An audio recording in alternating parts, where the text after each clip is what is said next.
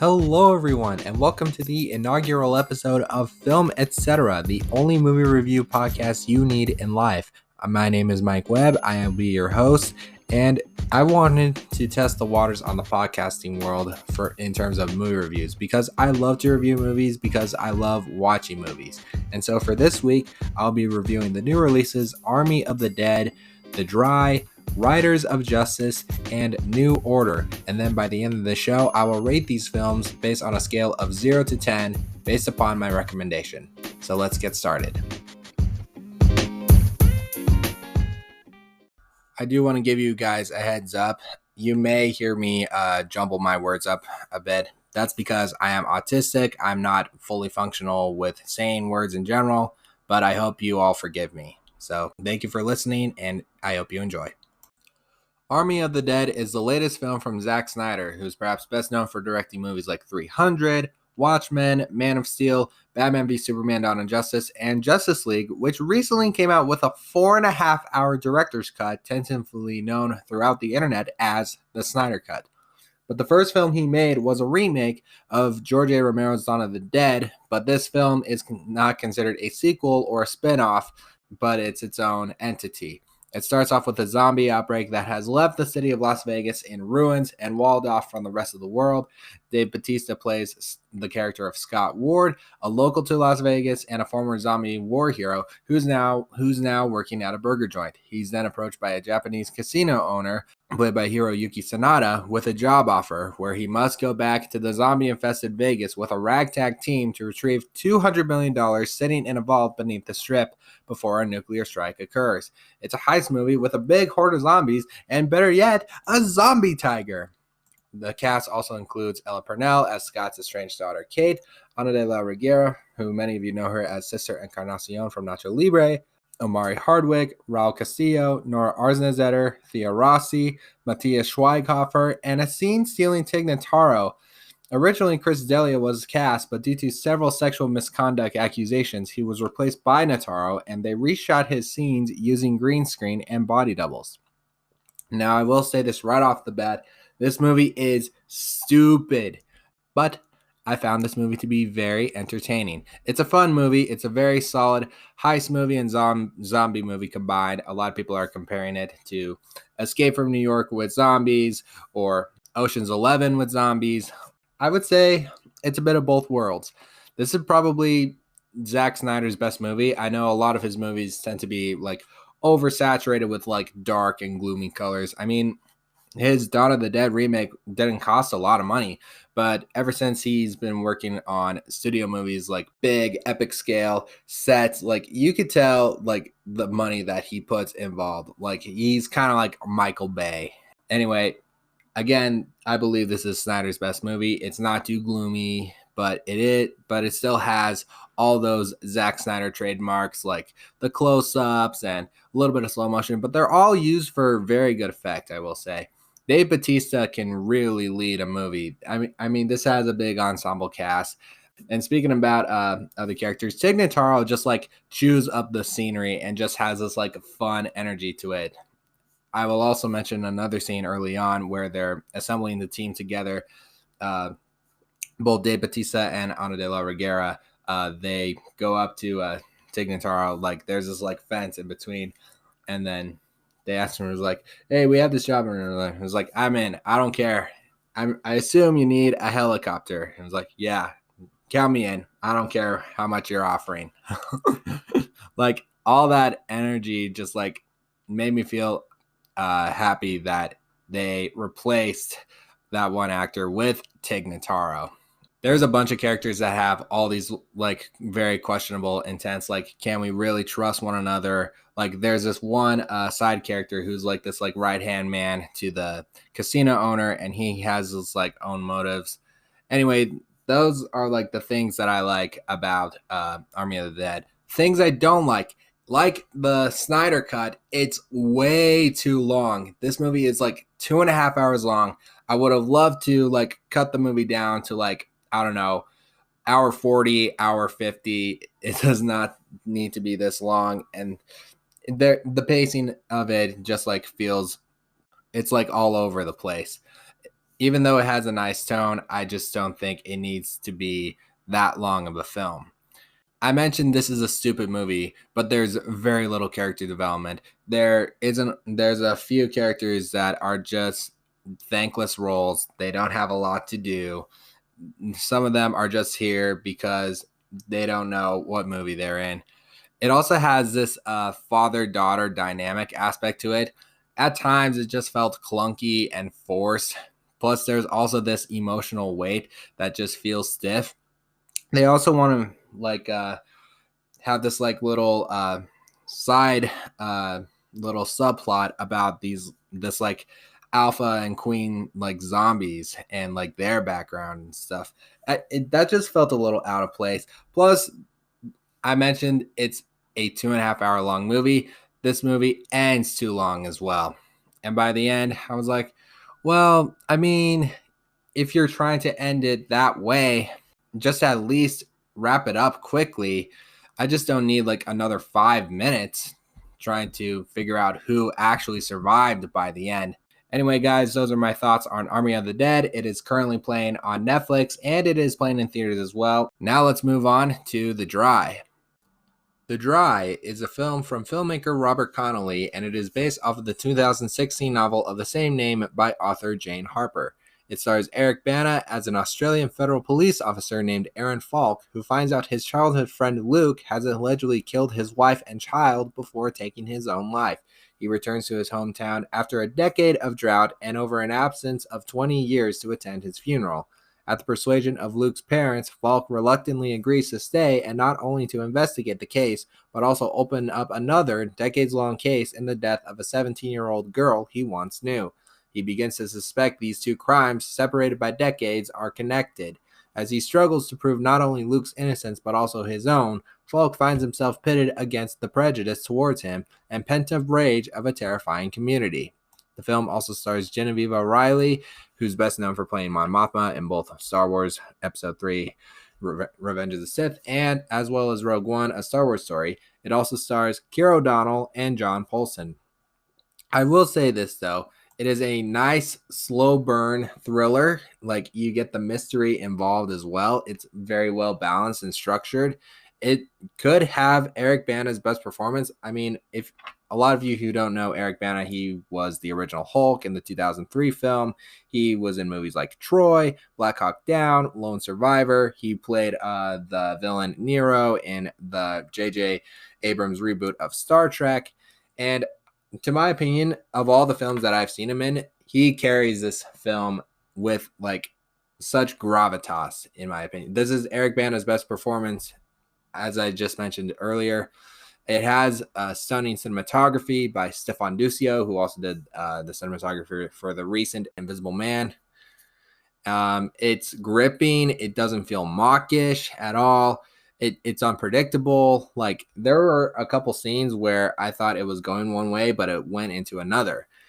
And that's basically, it's still a really, really good movie. But some of the biggest issues, there are flashbacks in the film. They don't work. There's also a spoiler in the film that doesn't 100% work, which I won't get into. There are some minor characters who are mostly thankless roles, but some of them are just off-putting, in my opinion. And the ending overall was kind of a bit of a letdown. Like, I was watching it and then like, we're probably going to get to somewhere, and it was like, oh, it just ends like that. Well, I wanted to see like what was going to happen next or something. But anyway, this one, The Dry, is currently out in theaters and on video on demand as well. This was co-produced by Bruna Papandrea, who was originally Reese Witherspoon's producing partner. Produced movies like Gone Girl and the Reese Witherspoon movie Wild. She left that production company and then formed her own production company and has since made movies like Jennifer Kent's The Nightingale and this one in particular. Overall, I find The Dry to be a really taut and amazing thriller. Oh, and I will say about Keira O'Donnell plays this like rookie cop who helps Bana try to investigate. He's pretty good as well. It's a good movie, I will say that, just not a great one. Anyway, that's my review of The Dry, and now let's get to Riders of Justice. Riders of Justice is a new film, a Danish film from writer-director Anders Thomas Jensen. It stars Mads Mikkelsen as Marcus, a soldier deployed in Afghanistan but heads back to his home country of Denmark to his daughter Matilda when his wife dies in a tragic train accident. Or so it seems to believe when recently unemployed IT worker named Otto, played by Nicolas Lee Koss, who was also a fellow passenger on the train, believes it to be a carefully orchestrated assassination plot by the motorbike gang known as Riders of Justice. Along with the help from him and his two colleagues, probability expert Leonard and overweight hacker Emmentaler, Marcus wants to avenge the loss of his wife to commit bloodshed on the Riders. The film also stars Andrea Heike Gadeberg as Matilda, Marcus's daughter, Lars Bergman as Leonard, and Nicholas Bro as Emmentaler. I will say this right off the bat, Riders of Justice is probably the best movie of the week. It has this weird blend of a couple genres that you wouldn't necessarily find. It's both an action thriller, but also this like family comedy drama. Like when you like meet all these guys and when they come into Marcus's life, they become this like little oddball family almost. It's brutal, sad, funny, and bittersweet, but also clever. And the cast is wonderful as well. Like I mentioned, Mads Mikkelsen, you would think in like a normal movie he would be like this like gruff dude with like a heart of gold, but no, he's like very, very gruff and has no heart whatsoever. There are all these characters that are fully fleshed out. They have these like strong personalities, and they have these like different unique differences between them. As I mentioned, Mads Mikkelsen, he has like a buzz cut head and a scraggly beard. You have Otto, who has one of his arms that isn't fully functional. There's Emmentaler, who you might think he's just the one who just like lays around on the computer looking for facial recognition, but he also has these like certain set of skills none of them he didn't know he had, or something like that. You might look at these characters and think they're losers, but no, they actually have a sense. Oh, and I failed to mention Leonard. There's a scene in the film where Mads Mikkelsen is trying to chase him out in this field, but it becomes like a sad moment when you realize what he's been through. In fact, originally I kind of initially laughed at that scene, but then I look back on it and now I felt bad for laughing at it. I mean, it's a really interesting film to say the least. I mean, again, I called it the best movie of the week, and like Army of the Dead, it's also a father-daughter movie because the father and the daughter is like making like all these notes of like taking of like these certain incidents, because it starts off with her bike getting stolen, and then she's trying to figure out like all these events leading up to it, and then she also witnesses the train crash.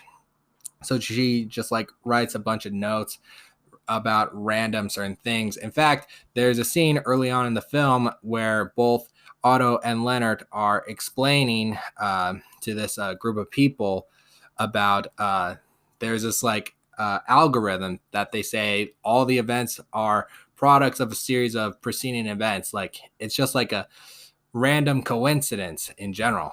And then when you look at it that way, it just feels like an odd like, but it feels like an odd scene, but it totally makes sense.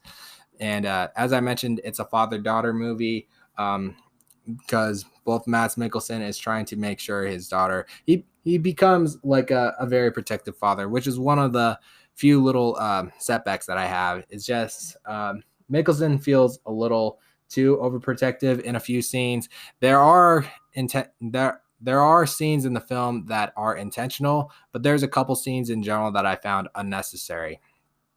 However, even though this is a very funny film and it's also like violent in general, it's probably like a movie that I'm gonna have like it's basically a movie that I had a lot of fun watching with. Recently, there has been another Danish film that came out and just won the Oscar for international film and also stars Mads Mikkelsen, called Another Round, where it's a a bunch of high school teachers that just like do an experiment on day drinking. And that was a really good movie. I watched it the night of the Oscars. And because with this and Riders of Justice, I feel like we're gonna like look at this wave of modern Danish cinema, kind of like the wave we're currently having with Korean cinema in general and French. And also, what was I gonna say? I'll think about it another time. Anyway, Riders of Justice is playing both in theaters and on demand. And while I was watching it on demand, the first minute, I was listening to the film, and I thought, wait a minute, is this an English dub? And so I ended up switching the captions, putting on subtitles, and getting it into its original Danish track. So I recommend you watch the film in its original Danish version with the subtitles and not the English dub, because if English dub goes, they're not very good. Anyway, guys, those are my thoughts on Riders of Justice, and now let's finish up with New Order. New Order is a Mexican film from writer-director Michel Franco. The film is set in a modern-day dystopian version of Mexico City where there have been a series of riots breaking out. The first part of the film takes place in a wealthy part of the city where the daughter of a high society family is getting married. A former worker on their property intrudes and begs at first the mother and the son of the family for money to get his wife to a private hospital for open heart surgery. But then the daughter, along with a fellow worker, decide to help out with this matter. But then shortly afterwards, a coup of underprivileged individuals raid the home in a very grueling manner. It isn't long until chaos ensues throughout, which includes a collapsation of society and a recapitalization of the government. It stars Nayan Gonzalez Narvin as the bride Marianne, Diego Boneta as the son, Monica del Carmen, Fernando Cuatele, Dario Yazbek, and Eligio Melendez as the former worker Rolando. Now, I will say this. A lot of people are comparing this movie to Parasite, but whereas Parasite is a dark thriller comedy about social class, this movie is more of an economic horror movie about not only social class, but also a social injustice. And I will say, this movie does have a style throughout. It uses the colors of green and red throughout, like the protesters like spray paint graffiti with green. There's a scene early on in the film where the mother of the high society goes to the bathroom and she turns on the faucet, but spewing out green paint initially, and then like comes back, and then like the water turns back to normal. There's also a point where one of the wedding guests is like thrown like a green paint on like her neck and on her wedding dress, or not really wedding dress. There's also a point early on in the film where one of the wedding guests has green paint on her dress, and just immediately, like the first 30 minutes, it just feels very suspenseful. Like you're trying to figure out like, oh, is this really going to happen? Are we going to see something going down hard? It's nicely directed by Franco. It does have some solid acting performances. I mentioned Nayan Gonzalez Narvain as the bride Marianne, but I also like Monica del Carmen, who plays one of the workers inside the house.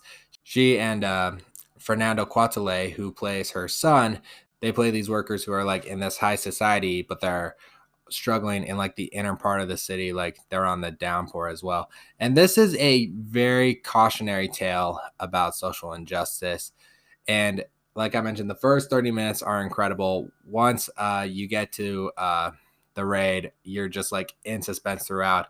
But then it pulls the rug, and then it goes downhill from there.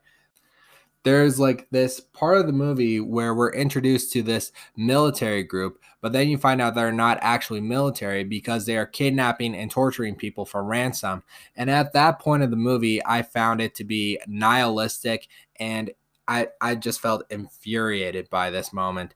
And I don't get what Franco was going for story-wise. I mean, he thinks the Mexican government, I don't know too much about the Mexican government or what's been happening in Mexico. This is from an American perspective point of view.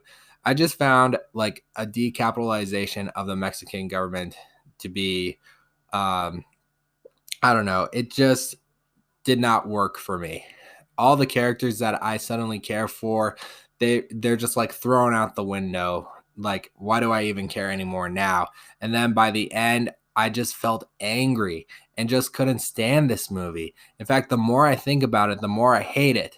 Again, it has a good style and it has some good acting, but the story overall, in general, you get to point A and then point B comes along, and then all of a sudden you're in a completely different movie.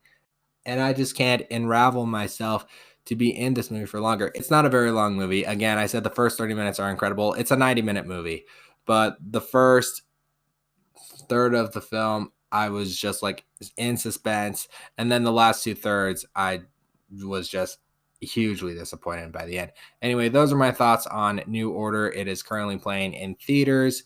So let's wrap this up and call it good. Since this is the first episode of Film Etc., here's how I rate my movies. I give them on a score of 0 to 10. So anything between like an 8.1 to a 10, I would consider a very high recommendation.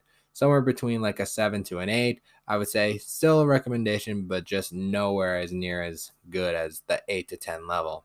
If I give somewhere between a 6 to a 6.9, I thought it was like, it's all right for what it is. Somewhere between 5 to a 5.9. I'd just be like, it's middle ground. Anything below a 5, I just would not bother. Anyway, on the review scale of 0 to 10, I would give New Order a 4.5. Like, I would not sit down and watch this movie again. Again, it has style to it. The first 30 minutes are suspenseful, but then after that, it just pulls the rug and just goes downhill from there. And it also has some nice acting, but I would just not watch this movie again. But it was a disappointment. Riders of Justice, this was the best movie of the week. I would give it an 8.5 out of 10. And again, if you want to watch it, it's available for rent, but I suggest you watch it in the original Danish version and not the English dub. And it was also a complete surprise to me based upon the mix of different genres. And I really had a wonderful time. Plus, Mads Mikkelsen is probably one of the best actors working today. Anyway, The Dry, it's a nice slow burn thriller, but again, some of the characters don't work here and there. I failed to mention Genevieve O'Reilly's character. She's just shoehorned in as like the potential love interest to just like rekindle that relationship that Eric Bana has been going through. It is nicely directed by Robert Connolly, but overall, I would give it like a 7.5 out of 10. It's still a good recommendation, just not a very high one. And then last but certainly not least, Army of the Dead, Zack Snyder's zombie heist film.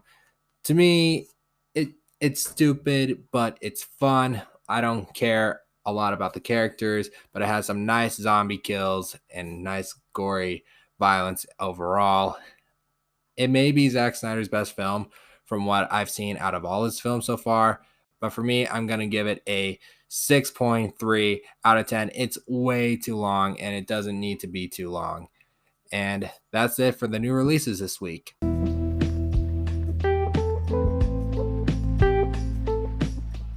So anyway, guys, thank you so much for listening to the very first episode of Film Etc. I've been meaning to get this off my back for a while now. You can find me on social media at RealMikeWeb on Twitter, Instagram, and Letterboxd. Make sure you subscribe to this show so that you can be notified on when new episodes are coming out. Leave us a good rating. Tell your friends all about it. I'll be back next week with reviews of the long-delayed A Quiet Place Part 2. I've been wanting to see this for over a year, but due to the pandemic, it just came up short, as well as the new Disney film Cruella. Anyway, guys, I hope you stay safe. Make sure you wash your hands, even though the pandemic is coming to a close. And until next time, I'll see you at the cinema.